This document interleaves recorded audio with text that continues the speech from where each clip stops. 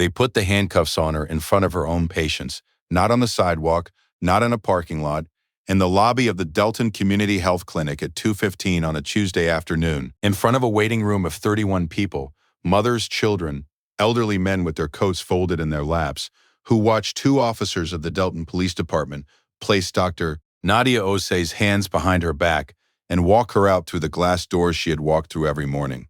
For 7 years, she did not resist. She did not raise her voice. She asked, once, clearly, what the charge was.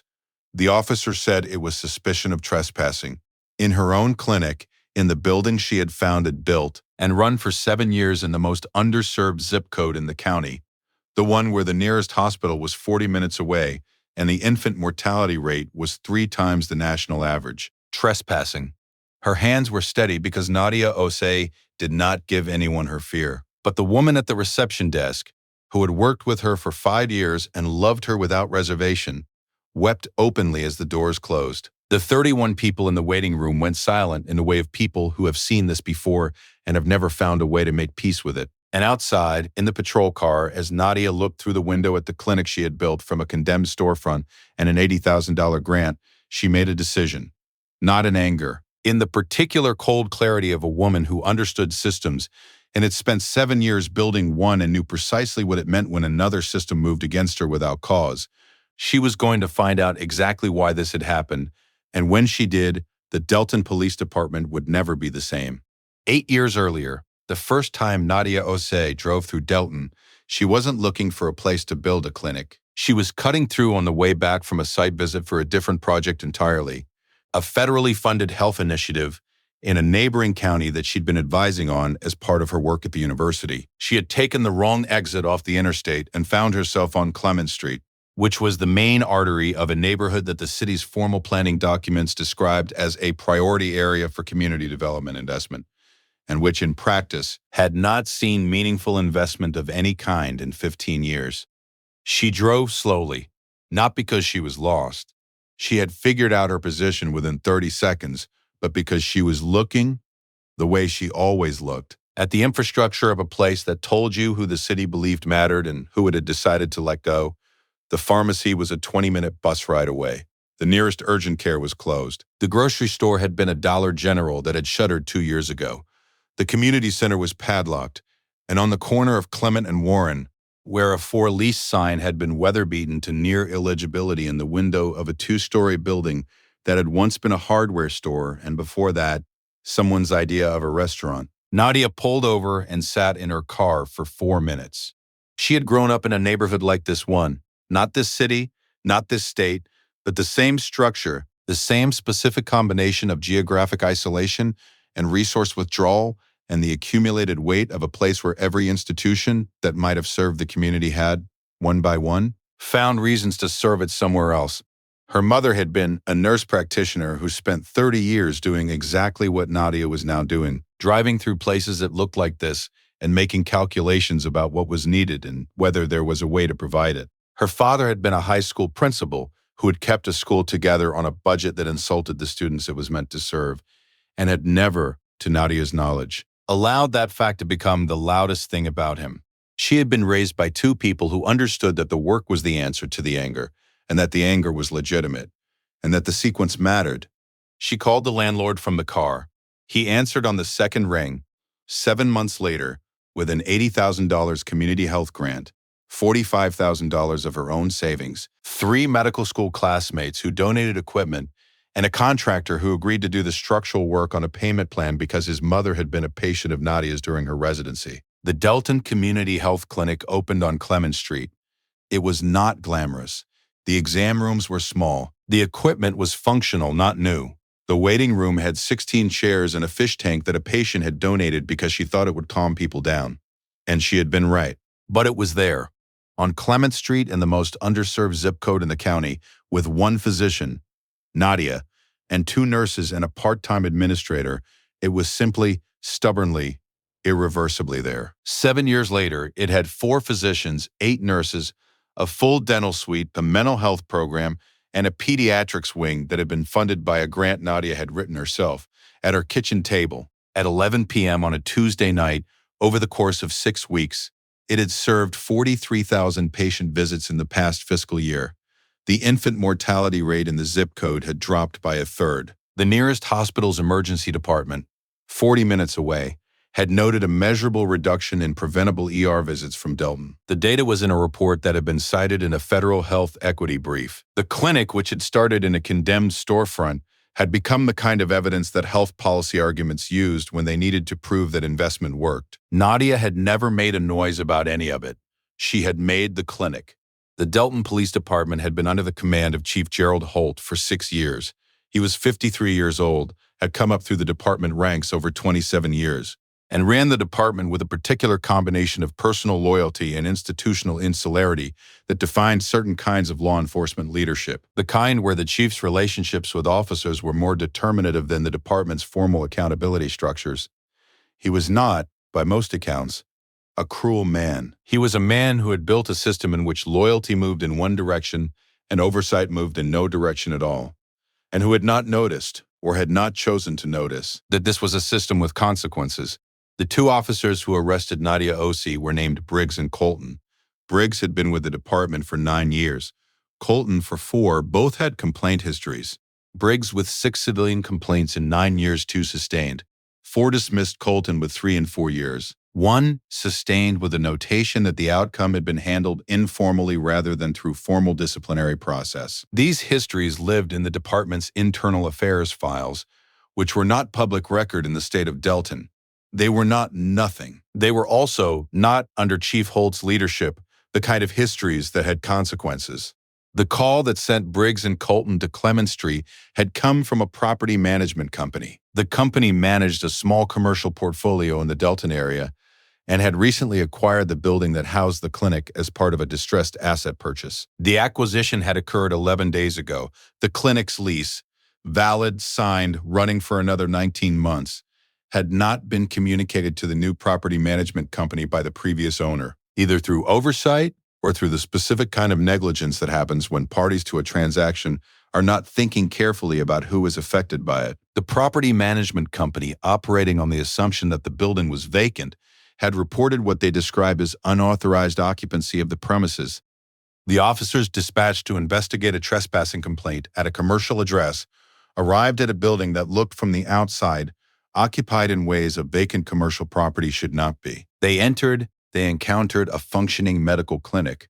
A reasonable officer, a careful officer, the kind of officer that training is supposed to produce, would have taken 45 seconds to ask the person in charge of the premises to produce documentation of their right to occupy it, reviewed that documentation, understood that a lease was involved, and contacted the reporting party to clarify the situation. The whole thing should have been over before it started.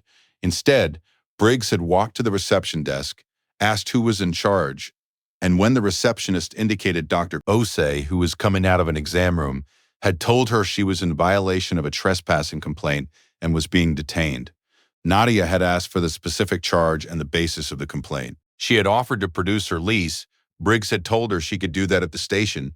She had been handcuffed in front of her waiting room. She was held for 2 hours and 40 minutes before a duty sergeant reviewed the situation, saw the lease documentation Nadia's attorney, who had arrived within the hour, presented, understood immediately what had happened, and released her with an apology that Nadia accepted with the same composed stillness with which she had accepted the handcuffs. She said nothing to the press that afternoon.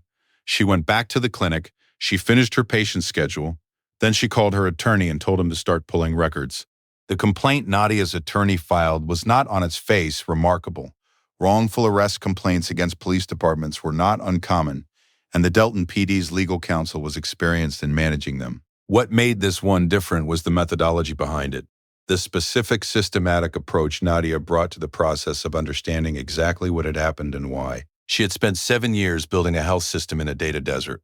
She had learned in those 7 years that the work of getting a system to change required documentation, patience, and the specific willingness to follow a thread wherever it led, regardless of how long it took. She had applied all of that to the question of her own arrest, and what she and her attorney found, over 3 months of records requests, FOIA filings, and the careful assembly of a documentary record, was not a mistake. It was a pattern. Briggs and Colton had been dispatched to Clement Street 17 times in the preceding 4 years, not always on complaints, sometimes on patrols. The pattern of those dispatches, their timing, their frequency, the nature of the documented interactions, told a story about two officers who had developed a specific relationship with the Clement Street corridor that was not consistent with neutral law enforcement. 3 of Nadia's patients had documented negative encounters with Briggs in the waiting room of the clinic over the previous 2 years. 2 had filed complaints that had gone nowhere. The complaints lived in the internal affairs files alongside Briggs's other 6. There was more.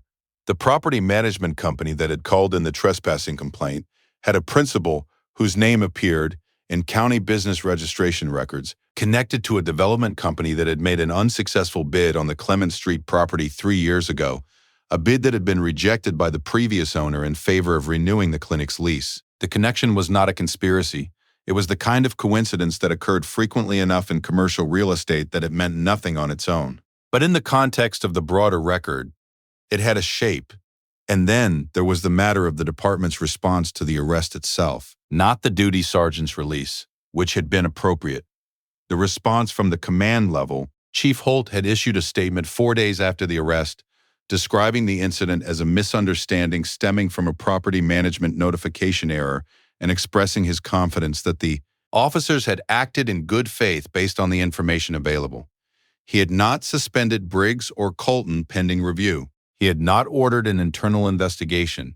He had issued a statement and moved on, the way command officers move on when they believe the architecture of their authority is sufficient to absorb a complaint. He had not accounted for Nadia Osei. The civil rights lawsuit was filed 47 days after the arrest. It named Briggs, Colton, Chief Holt in his official capacity, and the city of Delton. It was built on the wrongful arrest claim, but that was only the foundation. The superstructure was the pattern. The 17 dispatches to Clement Street, the patient complaints that had not been acted upon, the complaint histories of both officers, the department's failure to investigate, and a statutory argument that Chief Holt's conscious indifference to a documented pattern of conduct at the Clement Street location constitutional rights under federal law. Nadia's attorney was not alone in bringing it. She had been contacted 3 weeks after the arrest by a civil rights division within the state attorney general's office that had been watching the Delton PD's complaint history for 14 months and had been looking for a case with sufficient documentation to act on. They had found it. They joined as co-counsel on the civil case and separately opened an administrative investigation into the department's internal affairs practices under the state's law enforcement oversight statute. The state investigation was the one that ended careers. Not immediately. These things moved at the speed of institutional reckoning, which was slower than anyone wanted and faster than the people being reckoned with expected. Over 7 months, investigators reviewed 5 years of the department's internal affairs records. What they found was systematic, complaints sustained at a rate significantly below peer departments. Sustained complaints resolved informally at a rate significantly above them. Documentation in several files that suggested outcomes had been influenced by officers' relationships with supervisory personnel, rather than by the merits of the complaints. 3 officers who had left the department in the preceding 2 years were interviewed. 2 of them described in documented statements pressure from command staff to alter or minimize complaint documentation. Chief Gerald Holt resigned in month 8 of the investigation before its conclusions were formally issued. The department's head of internal affairs resigned the same week. Briggs was terminated following a formal disciplinary hearing that reviewed his full complaint history in the context of the state investigation's findings. Colton resigned before his hearing concluded. The civil case settled 14 months after filing.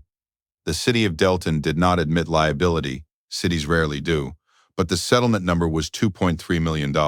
And the consent decree that accompanied it required the department to implement a set of reforms: independent civilian oversight, mandatory body camera policy, a restructured internal affairs process with external review for all sustained complaints. The decree ran for 5 years. A monitoring committee was established. Nadia was asked to serve on it. She said yes, because the monitoring committee would produce data, and data was what changed systems, and changing systems was the work. On a Tuesday morning, 14 months after the arrest, Nadia Osei parked in the clinic's small lot on Clement Street and walked in through the glass doors. The waiting room had 22 people in it. The fish tank was running. The receptionist, the same woman who had wept when the doors closed that afternoon, looked up and said good morning and handed her the day's patient schedule and a cup of coffee that was already exactly how she took it. Nadia stood at the reception desk for a moment with the schedule in her hand. The clinic was the same clinic it had been the day she'd been walked out of it. Smaller than she wanted it to be. Always short on something. Running on a budget that required constant maintenance and the particular creative resourcefulness of people who had decided to build a thing in a place where no one expected it to be built. She thought about the morning she had driven down Clement Street for the first time and pulled over in front of a condemned storefront and sat for 4 minutes. She thought about her mother who had done this work in a different city for 30 years and never made a noise about any of it. She thought about 43,000 patient visits and an infant mortality rate that had moved because a clinic was there. She thought about 2.5 hours in a holding room and a duty sergeant's apology and going back to finish her patient schedule. She thought about what her father had always said. The work is the answer to the anger, and the anger is legitimate, and the sequence matters. The sequence had mattered. Everything done in the right order had mattered. First patient, she said. Room 2, the receptionist said. 8-year-old, asthma follow-up. Knocked on the door of room 2. The clinic opened around her, the way it opened every morning, the particular living sound of a place that was doing what it was built to do, in a building on Clement Street in the most underserved zip code in the county, where the nearest hospital was 40 minutes away, and where a woman had decided 8 years ago that the distance was unacceptable and had done something about it. She had built this. They had walked her out of it. She had come back. She was still here. That was everything.